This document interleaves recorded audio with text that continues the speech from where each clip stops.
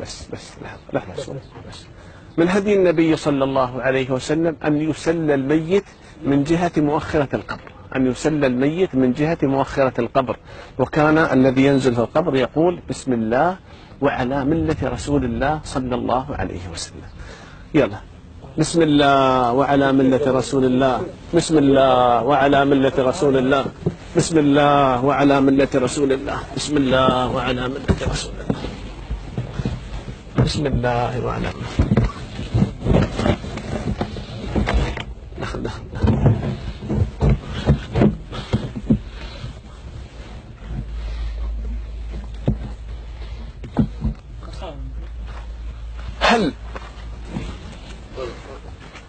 هل يكشف وجه الميت أو لا يكشف؟ قال عمر رضي الله عنه وأرضاه فإذا وضعتموني في اللحد فافضوا بخدي على التراب. يكشف الوجه ويوضع الخد على التراب. وقال بعضهم لا يكشف لأن النبي صلى الله عليه وسلم لم يؤمر بذلك، ونقول لهم وكذلك لم ينهى عن ذلك، ويبقى الأمر على الإباحة، والأمر في ذلك واسع ولا يعيب بعضنا على بعض. فإن كشف الميت يوضع في هذه الطريقة بهذه اللحد، ثم بعد ذلك يصفصف على الميت اللبن، يقول لبن. لا إله إلا الله. لحظة. هل تحل الأربطة عن الميت؟ هل تحل الأربطة عن الميت أو لا تحل؟ نعم، تحل الأربطة وتفك، يفك جميع الأربطة. لا إله إلا الله محمد رسول الله. استغفر الله. اللهم اغفر له. تحل جميع الأربطة عن الميت ويوسع على الميت الكفن، ويبقى بهذه الكيفية الوجه في اتجاه القبلة. بسم الله. بسم الله الرحمن الرحيم.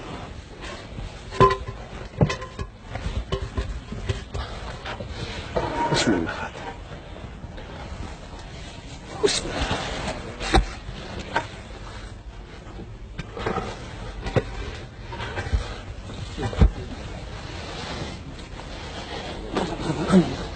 بسم الله. لا إله إلا الله محمد رسول الله. كل من عليها فان ويبقى وجه ربك ذو الجلال والإكرام. اللهم اجعل قبره رياضا من رياض الجنة. اللهم اجعله من رياض. اللحد وين عجين؟ لا لحد لا لا لا لا لا لا الماء لا حضر.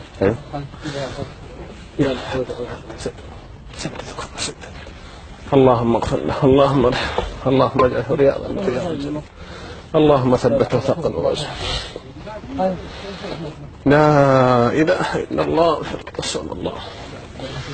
هذا ما وعد الرحمن وصدق المرسلون. اللهم أعنا على القبر وما فيه، اللهم أعنا على القبر وزلاته.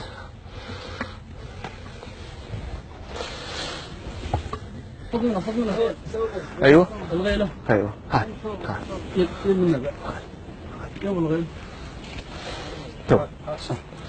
بسم الله.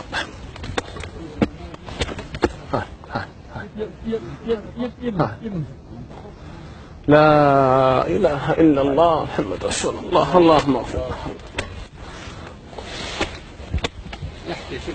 اللهم اغفر له. بالنسبة عندما يصفصف على الميت اللبن توضع عليه الحصى ثم يوضع عليه المدر حتى لا يكون له ويبقى في دار الحق عند الله جل وعلا، وينطخ بهذه الطريقة. كلنا مصيرنا إلى هذا اليوم، كلنا إلى هذا الحق. لا إله إلا الله محمد رسول الله.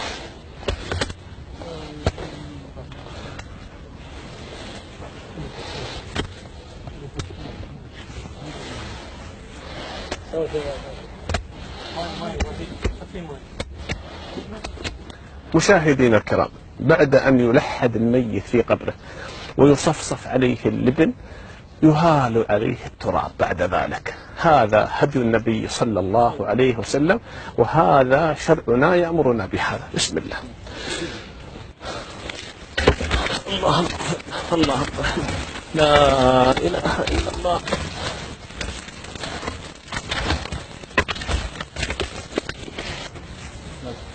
يا يا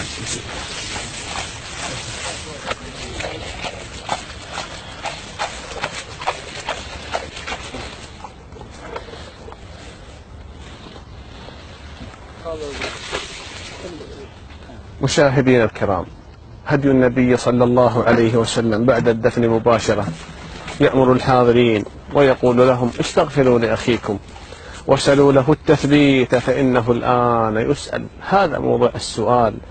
فلذلك أوصى عمرو بن العاص رضي الله عنه وهو من كبار الصحابة فقال: فإذا دفنتموني فامكثوا عند قبري على قدر ذبح الجذور وتقسيم لحمه. هدي النبي أن يكون القبر شبرا ولا يزيد عن شبر، وكذلك يكون له الشواهد. وكذلك من الأخطاء الشائعة الكبيرة أن لا يجلس على القبر، فنهى النبي صلى الله عليه وسلم عن الجلوس على القبر. وكذلك نهى النبي صلى الله عليه وسلم عن الكتابة الأسماء على القبور. فنحن نقول لمشاهدينا الكرام في كل مكان أن يتقوا الله في موتاهم، موت المسلمين، وأن يحسنوا إليهم كما أمر الله عز وجل، فلا يكتبوا أسماء على هذه القبور.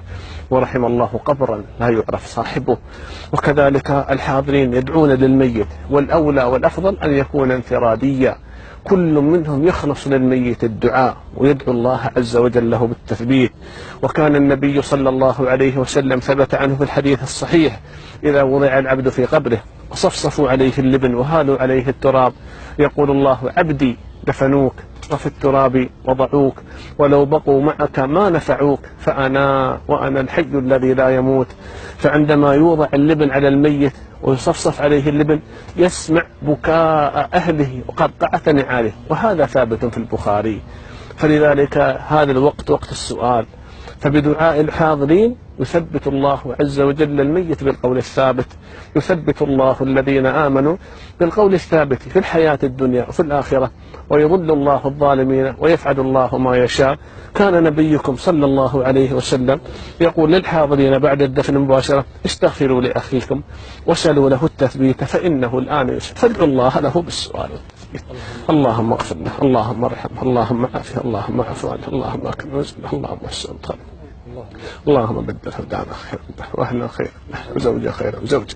اللهم انزل على قبورهم الضياء والنور فسحة والسرور حتى يكونوا في بطون الألحاد مطمئنين وعند خروج الأشهاد آمنين. اللهم خرج من ضيق اللحود ومراتع الدود إلى جناتك، جنات الخلود، في سدر مخضود وطلح منضود وظل ممدود وماء مسكوب وفاكهة كثيرة لا مقطوعة ولا ممنوعة وفرش مرفوعة. اللهم ثبته بالخط الموازين. اللهم اجعل قبره رياضا من رياض الجنة، اللهم اجعله رياضا من رياض الجنة، اللهم اجعله رياضا من رياض الجنة يا أرحم الراحمين. اللهم لا تحرمنا أجره، اللهم لا تفتنا بعده، واغفر اللهم لنا وله.